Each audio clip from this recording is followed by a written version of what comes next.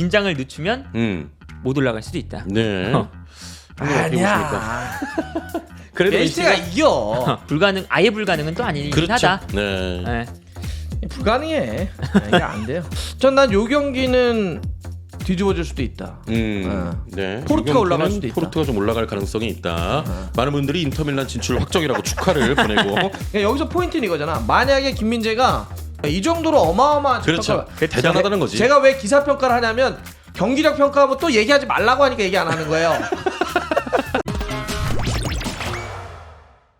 자, 그리고 이제 챔스 이야기를 좀 해봐야 될 것 같아요. 이제 8강행 남은 티켓 4장 남았습니다. 맨시티 대 라이프치히, FC 포르투 대 인터밀란, 레알과 리버풀, 나폴리 대 프랑크푸르트인데 한 경기씩 좀 전망을 해보도록 할게요. 네. 맨시티 대 라이프치히는 1차전 라이프치히 홈에서 1대1로 무승부를 기록했고 2차전은 맨시티 홈입니다. 맨시티가 6시즌 연속 8강 진출에 좀 도전을 하는데 이것도 어떻게 전망을 할 수 있을까요? 그러니까 뭐 지난번에 이제 말씀을 드렸던 것처럼 네. 그 맨시티가 라이프치 같은 팀에게 유독 약하죠. 그러니까 이제 약간 중상위권 팀인데 아주 직선적인 플레이를 많이 하는 선수. 네네. 그러니까 라이프치히가 뭐 중상위권 팀은 아니지만 기본적으로 앞선에 빠른 선수도 많고 그 빠른 선수를 활용한 한 번의 패스, 그 뒷공간 노리기. 네. 이게 이제 그 맨시티가 가장 약점이고 가장 두려워하는 그런 플레이인데 그게 딱 라이프치히라서 네. 홈이긴 하지만 이것도 모른다. 늘상 이런 팀에게 챔피언스리그에서 발목을 잡혔거든요. 네. 그래서 2차전도 맨시티가 이걸 약간 홈이라고 해서 약간 좀 긴장을 늦추면 못 올라갈 수도 있다. 네. 아니야. 그래도 맨시티가 이겨. 홈에서 맨시티다. 그러니까 이게 물론 지난번 이제 1대1로 비겼죠. 네. 비겼는데 흐름 자체가 일단 맨시티가 좀 좋잖아요. 독일 원정 비긴 다음에 지금 전승이에요, 전승. 네. 이후에 그렇죠. 전승이고 필포드 완전히 좀 올라와 있고, 네. 뭐 혼란이라든지 김덕배도 좀 좋으니까. 반면에 지금 여기는 라이프치히가 돌문에게 그때 졌죠. 그래, 네네네. 졌고 물론 이제 바로 직전에 멘헨글라드바우하 경기 때는 이제 그바르디오라고 뭐 베르너르 선수 골 넣어서 이겼는데 지금 약간 뭐 올모도 그렇고 디알로도 그렇고 약간 부상 여파도 좀 있고 반면에 맨시티는 풀 전력이거든 지금. 네. 그래도 홈에서는 뭐가 탈락 확정이야. 근데 나 1차전 보니까 좀 맨시티 별로던데. 그러니까 딱 이런 팀이 약해요. 딱 이런 스타일에 약하고 네. 또 우리 베르너가 있어요. 베르너가 뒷공간은 기가 막히거든요. 네네. 골 못 넣잖아. 뒷공간만 파고. 그리고 뒤에서 맞아, 골을 못 넣긴 하는데. 그바르디올이 있죠. 예. 그바르디올 한 그거 방. 재밌을 것 같아. 맞아. 베르너 그바르디올. 침투. 예. 요게 이제 또 한번 기대해 볼 만한 거. 그럼 페론이 약간 저 라이프치히 쪽이야? 그러니까 라이프치히가 한 번쯤 뭔가 이변을 만들 것 같다는 생각이 들어요. 근데 그 대상이 맨시티고. 네. 맨시티가 늘상 이런 팀에 약해서. 맨시티 지금 우승해야 되는데 맨시티도. 왜 우승을 해야 돼? 그러니까 맨날. 챔스 좋아하니까. 우승 엄청 그러니까. 이번에 또 뭐 펩 가르디올라의 그런 거 뭐 나올 가능성은 없을까요? 그러니까 그런 게 고민을 하겠지. 왜냐하면 네. 아까 얘기했던 상성상의 문제가 있기 때문에 조금 뭔가 다 계속 고민을 할 거야 지금. 네, 그바르디올을 어떻게 해야 될까? 여기가 라이프치히가 허리 쪽을 상당히 강하게 쓰는 팀이니까 어쩔 때는 막 4-2-2-2 막 이렇게 쓰면서 허리 밀집이 상당히 강해서 네. 이걸 깨려고 이렇게 해봐야지라고 하다가 이제 뭐 밟을 수가 있지. 아니 이게 맨날 분석을 이렇게 하면 뭐 형이 예상한 반대로 다 저 말씀을 하셔가지고 자 좋습니다. 자 그리고 FC 포르투 대 인터밀란 경기도 있습니다. 1차전은 인테르가 홈에서 FC 포르투에 1대0으로 승리를 거뒀는데 2차전은 이 포르투 홈입니다. 자 그런데 인터밀란이 포르투갈 원정 경기 9경기 승률이 1승 4무 4패예요. 포르투갈 원정 굉장히 좋지 않은 팀이 인터밀란입니다. 어떻게 또 이 경기 전망할 수 있을까요? 난 요거는 뒤집어질 수도 있다고 생각해. 네. 난 포르투가 올라갈 가능성도 있다. 그러니까 지금 인터밀란이 흐름이 그렇게 좋은 편은 아니잖아. 바로 네. 직전의 경기에서도 스페치아 원정 가가지고 지고 라우타로 막 PK 못 넣고 루카쿠가 PK 넣어가지고 이제 하나 정도 넣은 건데 네. 반면에 포르투는 뭐 흐름 자체 좀 굉장히 좋고 원래 포르투갈 팀들이 자기 안방에서 되게 센 데가 어디냐면 터키하고 포르투갈 이런 팀들이거든. 그 분위기가 어마어마한 게 있어가지고 난 요 경기는 뒤집어질 수도 있다. 네. 포르투가 올라갈 수도 있다. 포르투가 좀 올라갈 가능성이 있다. 많은 분들이 인터밀란 진출 확정이라고 축하를 보내고 계십니다. 자, 우리 패널 예상은 어떻게 됩니까? 그러니까 이 팀도 그 라우타로의 폼에 되게 크게 좌우가 돼요. 그러니까 라우타로가 근데 기복이 심하잖아요. 그렇죠. 그러니까 월드컵 끝나고 잠깐 라우타로가 또 좋았어요. 월드컵 때 되게 안 좋다가. 그래서 얘는 진짜 기복이 심하다 했는데 최근에 또 안 좋아요. 그런데 옆에 있는 루카쿠가 늘상 안 좋죠. 그래서 루카쿠가 늘상 안 좋은데 라우타로까지 안 좋아 버리니까 최근에 진짜 기복이 엄청 심하거든요. 네. 그러니까 이제 최근 뭐 리그에서 3경기 동안 1승 2패예요. 볼로냐랑 스페지아한테 졌고 그러다 보니까 이제 나폴리가 독주를 할 수 있는 이유가 인터밀란이 계속 미끄러지기 때문인데. 그렇죠, 그렇죠. 이 경기도 당연히 인터밀란이 조금 더 전력이 강하지만 원정이라는 점, 라우타로 기복이 심하다는 점 생각하면 이게 뒤집어질 가능성이 꽤나 높은 경기다. 이것도 이 경기는 좀 뒤집어질 가능성이 있다. 두 분 모두 공통적으로 좀 예측을 하셨습니다. 포르투가 올라가 이거. 인터밀란 축하드립니다. 자, 그리고 이 경기는 사실 뒤집어진다는 전망을 하기가 좀 쉽지 않습니다. 네. 레알 마드리드와 리버풀인데 1차전 이 안필드에서 레알 마드리드가 2점을 먼저 실점한 이후에 5골을 때려박으면서 5대1로 승리를 거뒀습니다. 그쵸. 2차전은 레알 마드리드 홈입니다. 리버풀이 맨유에 7대0으로 대승을 거두면서 약간 분위기가 올라오는 듯 했습니다만 또 본머스에게 0대1로 패하면서 약간 덜미로 잡혔거든요. 이 경기는 뭐 레알로 봐야겠지. 레알 마드리드로. 뭐 절대적인 건 없죠. 하지만 음. 이 리버풀이 아까 똑같아요. 기복이 미친 듯이 심합니다. 네. 이길 땐 또 맨유를 뭐 7대5 그렇지. 이기는 것도 보여주고 질 땐 또 본머스한테 지고. 그래서 이제 과거에 그 의적풀의 네네. 흐름을 또 가고 있어요. 그래서 레알 마드리드 물론 이제 3골 차이고 반다이크도 직접 경기 끝나고 인터뷰를 했거든요. 이건 현실적으로 어렵다. 쉽지 않다. 원정이끼리고 3골 차이고 하니까 현실적으로 어렵다라고 하긴 했지만 예. 뭐 리버풀이 그냥 뭐 만만한 팀도 아니고 3골 차가 뭐 아예 불가능은 또 아니긴 그렇죠. 하다. 네. 네. 불가능해. 이게 안 돼요. 그러니까 만약에 나는 리버풀이 엄청난 정신력을 가지고 2차전을 이길 수는 있다고 봐. 그렇죠. 이길 수는 있다고 있지. 봐. 이길 수는 있지. 엄청난 정신력을 가지고. 네. 그런데 1차전에 5대2를 원정 가서 뒤집는 거는 불가능하다고. 그렇게는 좀 쉽지 않아 보인다. 만약 쉽진 그러려면 않죠, 당연히. 레알 마드리드의 문제가 좀 심각해야 되는데 그렇지도 않거든. 사실 그렇죠, 그렇죠. 그리고 레알은 이런 게 있어. 라리가에서는 바르셀로나에게 꽤 좀 차이가 좀 벌어져 있는 2위인데 맞아요. 챔피언스리그만 나가면 미쳐 애들이. 확실히 챔스 DNA 애들이 있나 봐. 네네. 그리고 여기 막 예를 들면 모드리치나 토니 크로스나 추아미니 같은 친구, 발베르데 이런 네네. 엄청나게 딱 중심축을 잡고 있고 뒤에도 뭐 밀리탕이나 리디거나 이런 좋은 수비수들이 있어가지고 네. 뭐 카마빈가도 뭐 이렇게 측면 쪽에 있을 거고 이런 팀을 상대로 해서 3골을 원정 가서 뒤집는다? 요거는 좀 어렵다. 네. 그러니까 이길 수는 있지만 8강을 가는 건 레알로 봐야 되지 않냐. 지금 뭐 리그에서 말씀하셨지만 레알이 또 바르셀로나에게 승점 차가 많이 좀 뒤져 있기 때문에 그렇죠. 챔스에 엄청난 또 전력을 다할 거고. 그러니까 예를 들면 뭐 리버 팬들은 당연히 이스탄불 더비, 이스탄불의 기적 같은 걸 그렇죠. 바라시겠죠. 예. 근데 이스탄불의 그 기적은 중립 지역이잖아. 그렇죠. 그런 것도 있죠. 중립이잖아, 중립.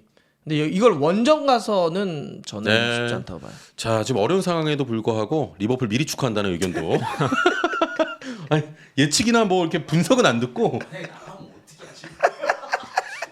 이 형이 이렇게 진지할 때 역사를 만들어줬거든.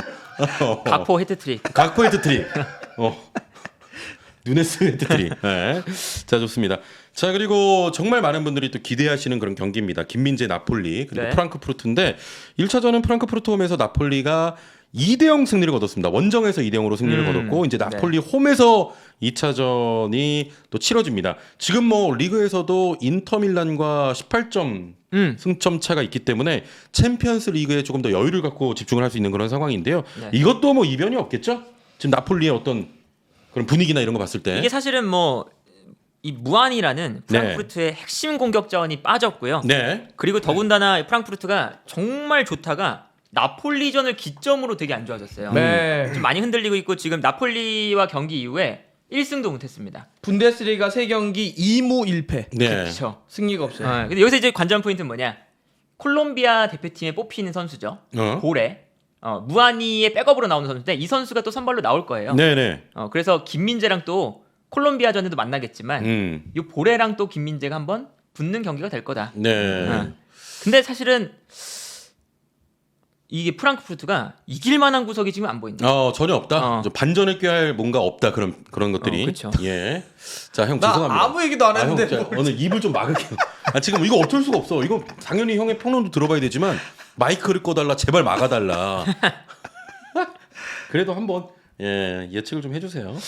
근데 뭐 이 경기를 떠나서 지금 김민재와 나폴리에 대한 평가가 현재에서 어마어마하잖아요. 네네. 예.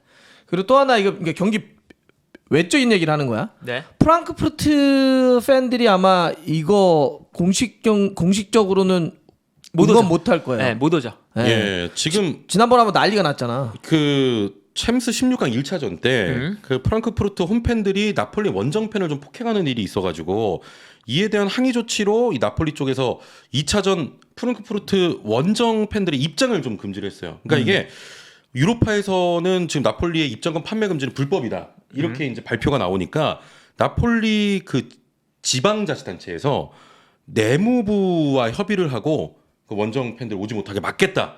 이렇게 해버린 거예요. 그래서 이제 원정 팬이 안 옵니다. 네. 예, 요런 또 일이 있더라고. 그러니까 예. 그런 뭐 주변의 이야기긴 하지만 네. 그런 어떤 외적인 요인들 뭐 이런 것도 그렇고 지금 나폴리가 모든 게 다 유리해요. 흐름 자체도 그렇고. 네. 그렇죠? 지난번에 나폴리가 잠깐 나초에게 잡히더니 아탈란타를 또 그렇죠. 완벽한 완승을 거둬버리잖아요. 연패가 그다음에 없습니다. 그 아탈란타 경기 끝난 다음에 그 데일리메일이라든지 현지 그러니까 뭐 영국 혹은 뭐 이탈리아 이런 네. 매체들에서 그 평가란 거 보면 팀이 너무 완벽하다. 지금 네네. 최근에 김민재에 대해 쏟아지는 평가들 봐봐. 흐비차, 오시맨 막 난리거든. 그러니까 너무 흐름이 좋고 네. 이번에 데일리메일 같은 경우는 진짜 엄청나게 평가를 해냈던데. 그쵸. 김민재한테도. 예, 지금 데일리 메일에 그 좀 소개된 김민재에 대한 평가를 좀 전해드리려고 따로 가져왔는데 일단 데일리 메일에서 주말 이제 세리에 경기들을 조금 정리해서 네. 뭔가 이슈가 됐던 탑 10 정도를 선정해가지고 이 기사를 씁니다. 분석 기사 같은 걸 쓰는데 뭐 이 중에는 흐비차가 뭐 세리아를 흔들고 있다라든지 네네. 뭐 라비오가 토리노를 떠날 수 있다 뭐 이런 10가지를 뽑아요. 그 중에 하나입니다. 김민재 세리아 최고 수비수 이런 제목으로 어떤 내용이 있냐면 여름 이적 시장에서 김민재가 가장 인기 있는 선수가 될 것이다. 네. 그리고 아탈란타 주말 경기에서 완벽했다. 25경기 출전해서 몬스터라는 별명을 얻고 있다. 고대 로마의 검투사처럼 달리고 싸운다. 이런 극찬과 함께 여름 이적 시장에 대한 약간의 이제 좀 예측 전망들을 했었는데 나폴리에서는 센터백에서 김민재를 뭐 팔면서 엄청난 이익을 낼 수 있지만 빨리 이 바이아웃 조항을 삭제해야 할 것이다. 그리고 바이아웃은 4,500만 유로다. 그러면서 김민재는 아마도 2억 유로의 가치가 있지만 아시아 선수이기도 하고 아직은 그렇게 유럽 경험이 많지 않아서 시장 가치는 좀 낮을 수 있다. 이런 식으로 전체적으로 그야말로 극찬을 했습니다. 네, 이거 뭐 표현들이 다 그래. 예. 그 지난번 아탈란타 경기가 김민재의 이탈리아 진출 이후에 커리어 최고 경기 네. 이렇게 얘기를 했고, 그다음 덴마크의 그 라스무스 회이론 같은 경우 우리가 네. 상당히 그 페일은. 알베르토도 와가지고 맨날 최고라고. 네네네. 오시면 떠나면 이 친구 아마 데려올 수도 있다. 맞아요. 나폴리가. 근데 회이론에 대해서 뭐라고 했냐면 김민재 때문에 생애 최악의 밤을 보냈다 이렇게 표현을 쓰고. 네. 그다음에 지금 아까 4,500만 유로의 바이아웃이 630억 정도 되는데 네네. 그러니까 여기서 포인트는 이거잖아. 만약에 김민재가 국적이 아시아나 한국이 아니었다면 유럽 선수였다면 2억 유로를 받을 선수다. 네네. 2억 유로가 우리 돈으로 얼마냐면 2,800억이에요.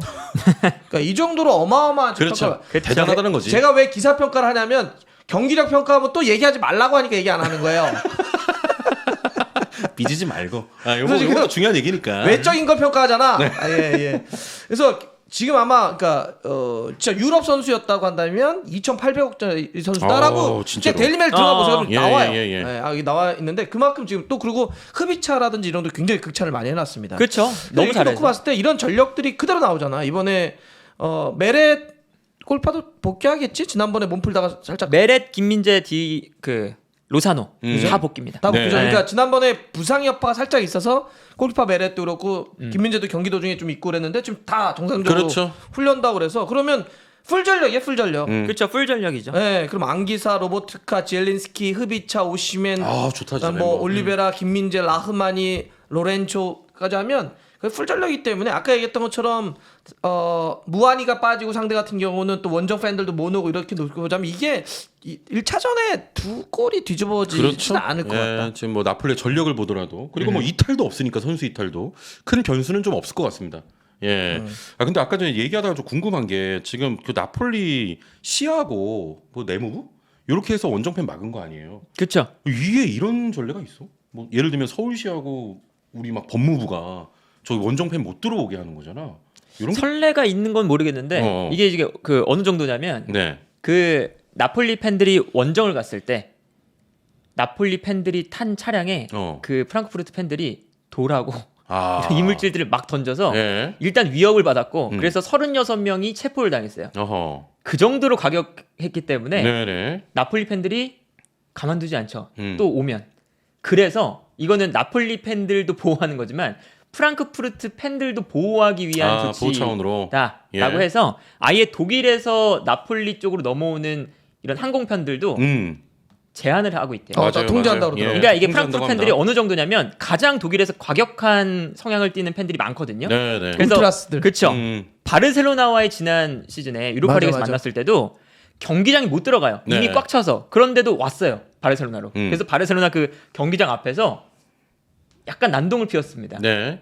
그리고 이제 막 홍염 터트리고 그런 이제 일이 또 발생하면 나폴리 팬들이 또 가만히 있지 않을 게 뻔하니까 그래서 이제 좀 제한 조치를 한다. 네. 라고 그러니까 합니다. 미연의 방지를 좀 하려고 하는 것 같아. 그렇죠. 예. 네. 이게 진짜 큰 사고로 벌어질 수도 있으니까. 그렇습니다. 내가 챔피언스리그 결승전을 현장에 가가지고 중계도 한 적이 있고 직관한 적이 있는데, 네네. 네네. 얘들은 그냥 난장을 까더라고 전날부터. 와가지고 그쵸. 그냥 거기서 뭐 그냥 자 거리에서 전날부터 술을 먹어 일단. 술 먹고 그냥 거기서 그냥 길거리 노상에서 자. 그리고 거기서 시비가 붙는 거야. 네. 막 싸워. 막 이런 건데.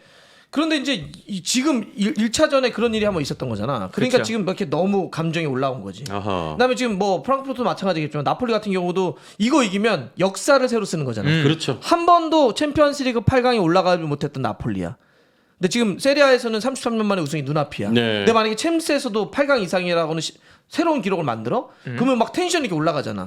그러면 이제 막 넘치면 문제가 생길 수 있으니까 그쵸. 야 미안한데 네 오면 진짜 이번에 큰 사고 날 도시가 큰일 날 수 있으니까 위험하지. 야, 이게 통제하는 것 같아. 그러니까 우에파도 그래서 뭐 무슨 얘기인지 알겠어요. 그래서 어느 정도 그걸 받아들이는 거로 네, 얘기하는 것 네. 같은데. 그리고 프랑크푸르트도 이제 그 원정석이 2,700석이거든요. 네. 그걸 포기하겠다고 맞아. 이제 발표를 했어요. 오피셜 떴더라고. 그러니까 예. 이 구단 차원에서도 이게 뭔가 큰일이 날 것 같으니까 진짜. 그 정도로 포기를 위험한 거죠. 하겠다. 네. 네. 자, 그래서 이제 좀 분노한 프랑크푸르트 팬들이 나폴리 공식 그 계정에다가 그 파인애플 피자 이런 거를 엄청 올리고 봤어요. 있다고 하더라고요. 파인애플 피자. 굉장히 좀 무서운 상황인데 좀 이게 어떤 보복은 앙증맞더라고. 난 봤거든. 파인애플 피자 이런 거를 막 올리고 있더라고. 이탈리아 사람들은 피자에 파인애플 극혐하잖아. 그렇지. 그 하와이안 피자잖아. 네네네. 뭐 이런 거 있다고 합니다. 아무튼 이게 이제 뭐 우리 또 국내 팬들은 또 나폴리의 김민재 선수 활약 보고 또 8강 진출하는 이런 장면들을 많이 또 기다리실 겁니다. 재밌을 것 같아요. 네, 이거. 챔스 네. 여기까지 하고 저는 이제 드디어 나폴리 경기를 이제 중계를 하게 됐습니다. 네, 목요일 날 새벽. 그래요. 네. 승리 요정으로 찾아뵙겠습니다. 자 그리고 마지막 소식인데요.